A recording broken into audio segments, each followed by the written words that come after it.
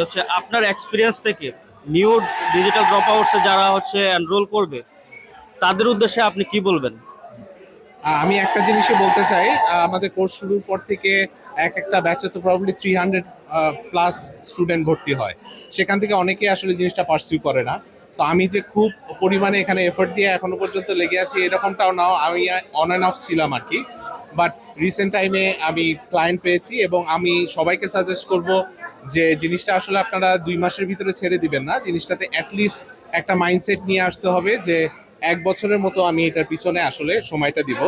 এবং আমি একটা কথা বলতে চাই, আমি অনেকের ভিতরেই দেখি যে হ্যাঁ, এই ফ্রিল্যান্সাররা মাসে 5 লাখ টাকা কামাচ্ছে, সো প্রতি প্রজেক্টে আমি আসলে 10-12 হাজার টাকার নিচে করব না। জানি না এই অ্যাপ্রোচটা ঠিক কিনা, আমিও এই বিষয়ে আসলে অতটা এক্সপার্ট বলবো না। বাট সত্যিকার অর্থে বলতে গেলে আমি এখানে ক্লাস থেকে বের হওয়ার পরেই আমি কিন্তু প্রতি 10 মিনিটের প্রজেক্ট 600 টাকা করে করতাম। সো বেসিক্যালি এটা টাকার ইস্যু না, ইস্যুটা হচ্ছে কি আপনি প্র্যাকটিসের ভিতরে থাকতে পারেন কিনা। যে রিসেন্টলি আমি যেটা হয়েছে যে আমি আপওয়ার্কে 11টা জবে অ্যাপ্লাই করেছিলাম এবং সেখান থেকে আমি একটাতে রেসপন্ড পাই। আর মানে ক্লায়েন্ট রেসপন্ড করে এবং সেখান থেকে ওরও কিন্তু পেমেন্ট অনেক কম।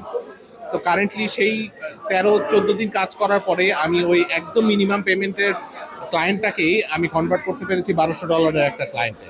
তো আমি যেটা বলতে চাচ্ছি, আমি যদি প্রথমে ওই 600 টাকার কাজটা না করতাম, 600 টাকার আমি একটা জিনিস আপনাদের সাথে শেয়ার করতে চাই, সেটা হচ্ছে প্রথম মাসে আমি 10 মিনিটের 46টা প্রজেক্ট করেছিলাম ফর 5000 টাকা।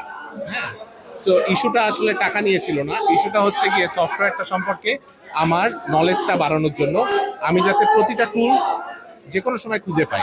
সো এই যে অ্যাপ্রোচটা করেছিলাম বেসিক্যালি সেটার কারণেই প্রবাবলি আমি আজকে এই ক্লায়েন্টটা পেয়েছি। সো আমি এখনো ট্রাই করছি এবং ভাইয়ার এখান থেকে যারা ভর্তি হয়ে ক্লাসটা করবে অনেকেই বলবে যে না কিছুই হলো না।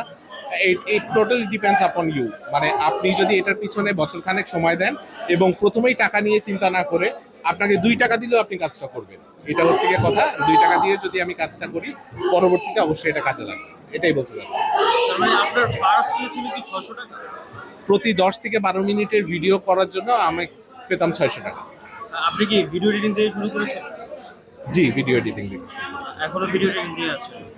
জি না, আমি যেটা বলতে চাচ্ছি আমার এই ফ্রিল্যান্স ক্যারিয়ারে আমি শুরু করেছিলাম এই 600 টাকার কাজ দিয়ে।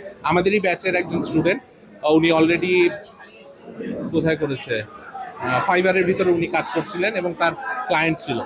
তো উনি যখন বললো একটা জব পোস্ট দিয়েছে, so আমি ওখানে বলেছি আমি যেটাই হোক না কেন আমি এটা করবো আর কি।